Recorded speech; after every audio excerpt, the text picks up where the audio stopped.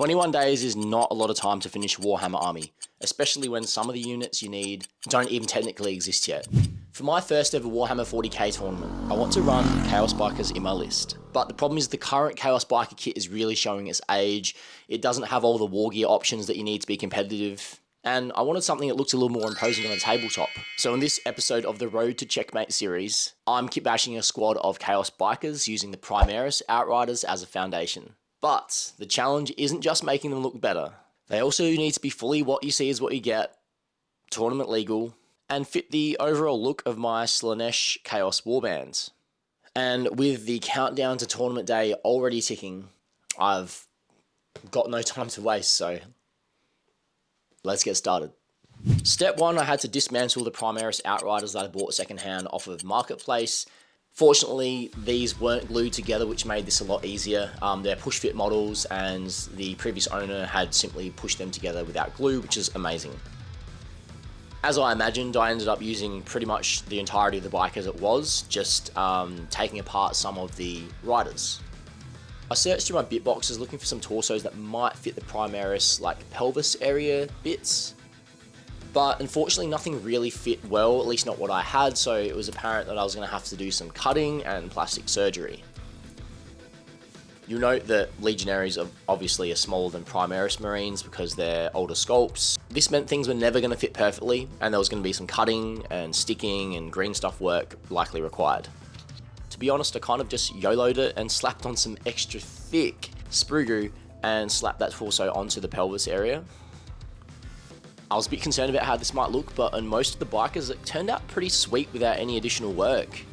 Like the bikes themselves, the limbs and the sort of hunched over posture of the riders kind of hid a lot of the imperfections as it was. Although for the first one I did have to do a bit of green stuff work to try and fill the massive gaping hole in his crutch, which I just thought looked really weird. Not that most people would even be able to see it, but I knew it was there. I made use of the Primaris legs and the hands or arms that attach to the handles, just to save me doing a lot of sculpting and reposing, which I could have done, but I think this turned out just fine. I don't think it's that obvious, and if anyone ever asks, I'll just say that the Chaos raided a bunch of Space Marine parts and used it to repair their own armor. Seems pretty legit to me. For the heads and shoulder pads, I used a combination of 3D printed bits, which I have used in my Chaos Legionaries in the past, and some regular Legionary or other Chaos bits to keep it all consistent and coherent. Just in case you haven't watched the first video in this series, I just want to refer back to that, where I set out to complete this crazy task of painting up pretty much an entire army, including building a bunch of new kits and kit bashing some, as you're seeing here, with just over 30 days. We're now, at the time of releasing this video, about 19 days out from the tournament, which is absolutely wild, and I'm really going to be going down to the wire on this challenge, so I could really use all the support and encouragement I can get. So far, I have finished my Chaos Lord now, which was pretty much done in the last video. 5 chosen, another 5 in progress, which we'll see if I end up needing to use, 5 Legionaries, and started a squad of Noise Marines as well, which you would have seen, and my kit bashed cultists, which have a little bit of metallic on them, that's all.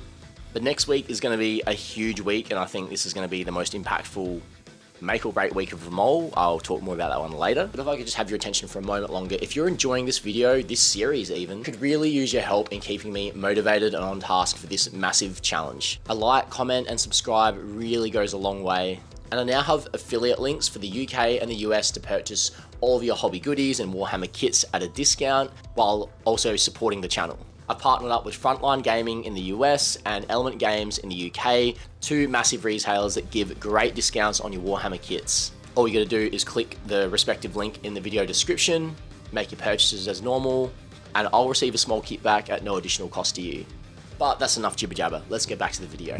The special weapons were going to be a bit of a challenge. This is the main issue with the old kit, other than them looking short and stumpy and just out of scale.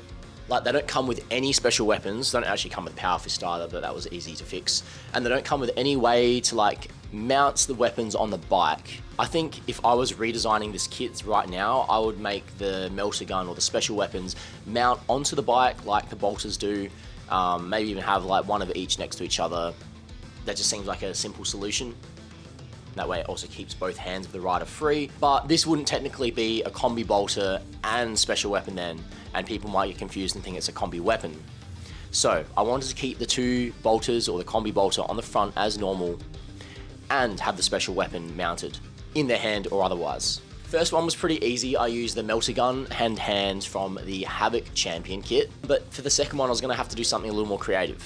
I tried to replace the heavy bolter pistol holster and just like make a melter gun sticking out the ends, but it didn't really fit because of the thin profile, and also it just looked stupid because how would the melter gun tip have fit through this tiny holster? And how would you remove it? So I went back to the drawing board. Realizing I couldn't take the easy way out, I stuck the tip of the melter gun back onto the melter gun, shaved off the hand that was like the supporting hand as best I could, and carefully and slowly started shaving away like the top half of the gun to make it thinner so I could make a crevice for it to fit onto the what do you call it, the stock? No, the handle and the top of the original bolt pistol. This part and like the position it's in is particularly awkward because there's so much stuff in the way, and the amount of like thickness you have to play with is so minimal. Like you have to make the melter gun so thin at the top and then come out to pretty much full width, and yeah, it's a nightmare. But just do it slowly and steadily and keep like dry fit testing it and you'll be fine. Replacing the chainsword with something more chaos than this guy was much easier, thank God. I just cut off the end of a chaos chainsword, whacked it on, and yeah, looked pretty seamless. For the champion, he got an old school Slaanesh icon bit with a copper rod stuck through as like a flagpole, and chucked that on the back as a much cooler and more Slaanesh-y chaos icon. But I still needed to chaosify the bikes themselves, otherwise can't really call this a proper chaos biker kit bash. So without spoiling too much about future videos and projects, I used some leftover spikes and horns from the Slaanesh chariot kit that I'm using for another kit bash that's not part of this series. And this, like, I think it's a armor piece for like the fist of the Hellbrute, I could be wrong, which looked pretty great on the hood of one of the bikes. And of course we need some skulls, because this is Chaos after all. I used a couple skulls and some other various trophies like Space Marine heads as trophies mounted into the bikes of these Chaotic Riders is using sewing pins, which is a tip I got from Jay from Eons of Battle. I got pretty much the same look as the actual Chaos Biker sculpt by clipping off some spikes from the Chaos Vehicle upgrade sprue and carefully pinning them. That was kind of hard and I screwed up a couple. Carefully pinning them so I could put them into the middle of the wheels, and of course some chains. One, chains are kinky, it's Slaanesh, it's fitting, and chains are very chaos too. I just want to say, guys, I share a lot of behind the scenes content and like work in progress shots for stuff like this and also other projects or things that aren't on the channel over on my Discord. It's free. There's a bunch of other hobbyists just like you sharing their work in progresses, and it's a safe space to ask any wargaming or hobby related questions. I'd really love for you to join, so hopefully there's a few reasons there to get around it. The link is in the video description, so hopefully I'll see you in there. Actually, I lied. There was something else I needed to do. I almost forgot to do something with the helmet that was mounted on the side of one of the Marines' belts. Cutting this away was problematic because it was attached to so much of him, it would obscure a lot of the details, and I would need to do some major green stuff work or find a way to cover it up because it would be a lot more obvious and exposed. What I figured I'd do in the end, I'd make this another trophy and just drill a couple holes in as like bullet holes to show that this guy had been really like shot up, and then took his helmet and just mounted it on the side of him as a reminder that Chaos reigns supreme. What do you reckon of this? You think it works well, or is it a little bit lame? Then with a bit of texture paste and cork, I did some super simple basing. Like at the end, I'll probably add a couple grass tufts, but I kept it real basic. Don't be wasting any more time than I have to on this. I pinned the models for strength, but also so I could easily remove these guys to paint before super gluing them in at the end. And I made this guy do a bit of a wheelie because Chaos don't care about road safety. But yeah, anyway, here's the finished products with paint on and all. You guys check this out. I chose not to paint any of the bike or minis pink yet due to time constraints, but it all has some paint on it, so it'll pass as battle ready. This way I can go back and add some pink armor panels later and go over the edge highlights with a finer, brighter highlight to make them really stand out, but that isn't necessary for this challenge, not necessary to be battle ready, so I won't be doing it right now. Next week, I'll be building 3 new units, yes I know, rebasing my cultists, possibly basing another unit and attempting to paint most of this for a total of 700 points extra added to my army. Why do I do this to myself? This will by far be the most crazy feat that I've attempted. Now I'm really concerned about my chances of pulling it off. I literally don't know if I'm going to be able to do it in the time I have. But one thing I know for sure, I definitely need to try in order to meet this crazy deadline to be battle ready for the Checkmate Grand Tournament on 4th of July. So make sure you subscribe to the channel, ding the notification bell, so that way you know as soon as the next video goes live, which is going to be in about 2 weeks this time, which means it'll only be about 1 week before the Grand Tournament. I am absolutely shitting myself.